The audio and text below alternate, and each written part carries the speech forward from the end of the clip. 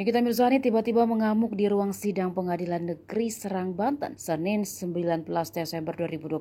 Sidang kali ini seharusnya menghadirkan pihak pelapor yakni Dito Mahendra. Namun lagi-lagi kekasih Nindi Ayunda itu tak nampak. Akibatnya persidangan Nikita Mirzani kembali harus ditunda. Karena penundaan itu Nikita tampak marah dan sampai memukul mic yang ada di ruang persidangan. Tak hanya itu, kertas putih yang juga dibawa Nikita sejak awal dilempar. Momen kehadiran Dito Mahendra sebagai pelapor memang sudah ditunggu-tunggu Nikita Mirzani. Namun hingga sidang yang sudah berlangsung sebulan ini tak sekalipun Dito datang ke persidangan. Sementara itu sahabat Nikita Mirzani, Fitri Sahhuteru yang setia mendampingi tak bisa berbuat apa-apa. Fitri yang mengenakan pakaian serba putih itu hanya mengikut dari belakang ketika Nikita keluar ruang sidang. Sebelumnya pekan lalu juga Dito Mahendra tidak datang ke persidangan. Padahal agenda sidang kala itu yakni mendengarkan keterangan dari korban.